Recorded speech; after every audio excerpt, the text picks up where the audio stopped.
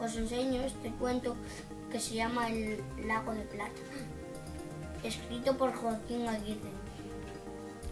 Trata de un príncipe que después de la muerte de su padre se convierte en rey y vienen unos señores y se lo llevan a la selva porque no saben si va a ser un buen rey. A mí me gustó mucho porque habla de muchas aventuras y os las recomiendo porque es muy divertido.